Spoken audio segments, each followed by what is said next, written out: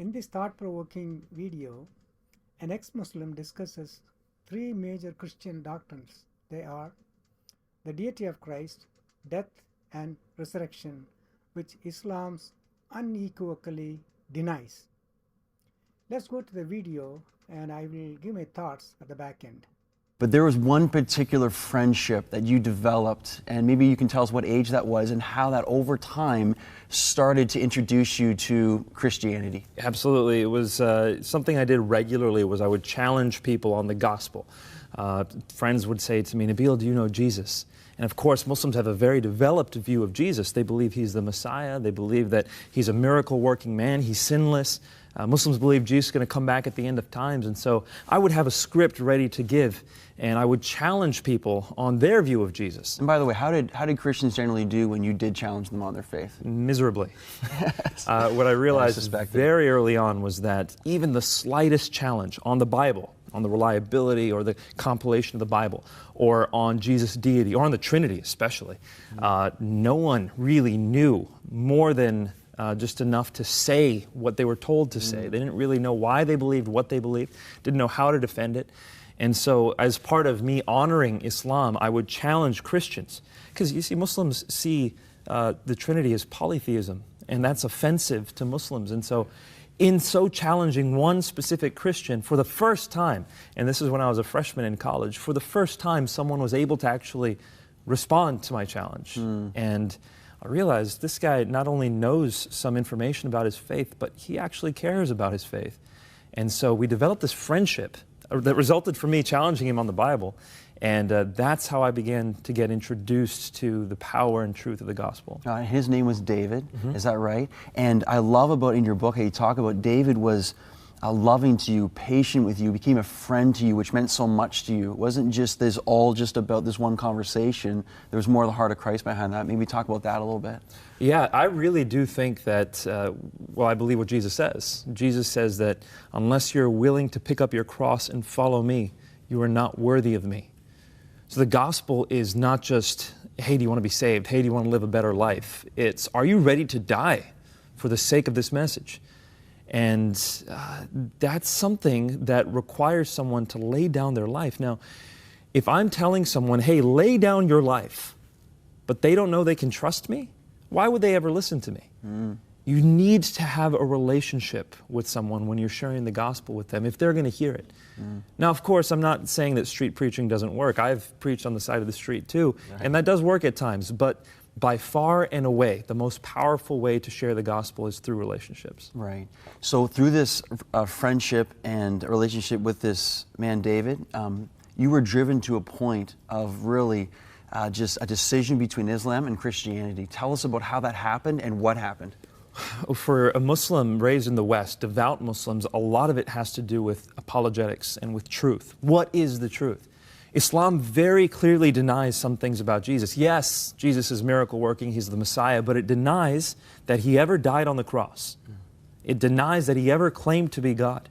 And if he never died on the cross, how did he rise from the dead? So Islam denies the death, deity, and resurrection of Jesus. Well, according to Paul, what do you need to believe in order to be saved? If you confess with your mouth that Jesus is Lord, so the deity, and believe in your heart that God raised him from the dead, you will be saved. The very three things Islam denies, you have to believe in order to be saved. And so for me, it was a matter of trying to prove that those things didn't happen in order to establish the case for Islam. Well, as I was trying to disprove those things, I realized the evidence for Jesus' death, deity, and resurrection was very strong. So that must have been difficult for you again in your devout faith at the time, and all of a sudden some restlessness began? It wasn't overnight. It took years for me to see this evidence and for it to compile and for the tectonic shifts to happen in my mind. And when I realized the evidence was strong, then I turned my eyes to Islam and I said, how strong is the evidence for Islam? And to my shock, it was far weaker. When I leveled the same criticisms I had leveled on Christianity on Islam, the foundation fell apart. And so that's when it became a matter between me and God of actually asking him to show me the truth. So how did you actually come to Christ? Dreams were a fundamental part of what God used, and that's even, as Muslims grew up, they take dreams very seriously. Tell our viewers about that. It's fascinating, exciting. Well, for Muslims, most Muslims don't believe they can commune with God. Some modern Muslims do, and some Sufi Muslims do, but generally in history and the way that Islam has traditionally been taught, is God is kind of removed from you. And the only way you can really get guidance directly from Him is through dreams. And Muslims have a prayer, it's called Salat Istikhara, where they specifically ask God to give them dreams for guidance. And so I ask God for visions and for dreams, and I'm not alone in that. Approximately 50 to 70% of former Muslims who are now Christians came partially through visions and dreams. Wow, that's awesome. And you had one very specific dream. Tell us that. This dream was the one that convinced me. I had one that was very symbolic, and then I had a follow-up dream, and I also had a vision, but this dream was powerful. In this dream, I was standing at the threshold of a narrow door. This door was just wide enough to fit me and just tall enough to fit me. I mean, in my dream, it was like, wow, this door is narrow. And at the other side of this doorway was a room that was set with a feast. And people were sitting down in nice clothes at these round tables, and it was like a wedding feast. And I knew in my dream that that room was heaven. I wanted to get into that room, but I couldn't, because at the other end of the doorway was my friend David. Now, he wasn't blocking me per se, he was looking forward. In fact, all the people in the room were looking forward, waiting for the owner or the speaker to come and start the event. But I couldn't get in because he was blocking the way, and so I looked at him and I said, David, I thought we were going to eat together. And he says, you haven't responded. And in the dream, right there, I knew I needed to respond to the invitation David was giving me in order to come into heaven. But this is where it got crazy. When I woke up, I told my friend David the dream. And he said, Nabil, this dream is so clear. Just go to Luke chapter 13. And I went to Luke 13 for the first time. I had never been to Luke 13 before. And when I opened it up, there was a section there that was titled, The Narrow Door. And when I saw it, my heart just stopped. I bet it did, yeah. And I'm going to paraphrase it. Basically what it says is Jesus was going through the towns and villages preaching the good news. And the disciples said, Lord, are many going to be saved? And he said, make every effort to enter through that narrow door, because many will try and few will be able. And you will see people sitting inside at the feast of the kingdom of heaven. Make every effort to enter before the owner comes and closes that door. And so I knew that God had given me a dream straight out of the Bible, and He placed me inside a parable, showed me exactly where I was, and He left my decision up to me. Wow. It was very clear for me at that point what I needed to do.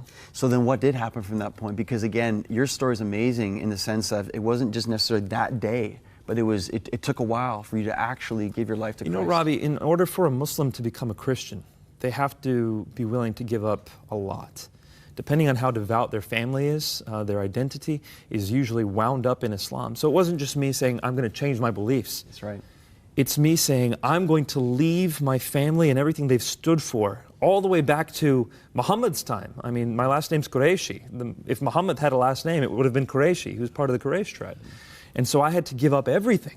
My mother was the daughter of a Muslim missionary, so I had to give up all that. I'm the eldest son in my family. I'm the one who's supposed to bring honor to the family. If I become Christian, that's the worst thing I could possibly do. And so I have to think, not only am I giving up my family, I'm consigning my family's reputation to the flames, basically. And so it was something that I needed a lot of time to wrestle through and to pray through. And I asked God to comfort me through it. And it was when I read His Word that I received the promises of God, Mark 10:29. Yes. And also the encouragement from God to go ahead and make. And you went through a whole time of mourning in this too. And I remember you came to Matthew chapter 5 in the Beatitudes, and blessed are those who mourn, for they shall be comforted. It's beautiful. And so that was one of the turning points as well. I can't tell you how beautiful that message was. You know, in the Quran, there's nothing that says I'm giving you comfort if you're hurting. The Quran says, do this, do that, do this, do that. But there in the Bible, blessed are those who mourn, for they shall be comforted. Wow. It was like my heart was just electrified into life when I read that, and my life has never been the same. Wow, I love that. And even now today, you are now serving with Rev. Zechariah's International Ministries, and now you're an apologist, speaking about the gospel and defending the Christian faith to those who oppose it. Tell us a little bit about that, maybe if you want to. Well, for me, it's a matter of sharing the truth and beauty and transformative power of the gospel. I mean, this message changes everything. If God came into this world to take our sins, that means He loves us. He loves us even though we sin against Him. And then He takes a look at us. While He's on the cross, bleeding and dying for us, the words we should remember are, as I have loved you, so love one another. That's the call we're given as Christians. He's given us everything we need in this life and this afterlife, so all we have to do is follow Him and pour ourselves out for the sake of those around us. And that transformative life is the message of the gospel. There's nothing like it. Amen. That is so encouraging to me, and I know for our viewers here right now. And I just love when the Lord had you in a place where you were defending the Muslim faith against Christians who could not. Now God has transformed you, and now you are defending the gospel for those, again, who need to find the answers. And it's a privilege to do so. The death and the resurrection of Jesus Christ are the two true greatest historical events recorded not only in the Bible but also in non-biblical sources. The four Gospels recorded the deity, the death, and the resurrection of Jesus. Islam claims the Gospels or the Injil is the word of Allah.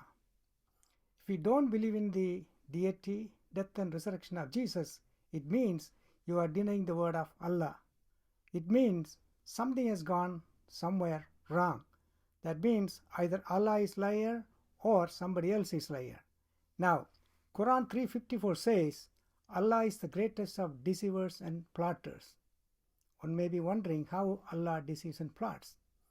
He tells the Muslims to deny the deity, death, and resurrection of Christ, and also he tells the Christians to falsely believe in the deity, death, and resurrection of Christ. This tells us clearly that the Quran is not the word of Allah. It was written by human beings. Thank you for watching. Please like, share, and subscribe.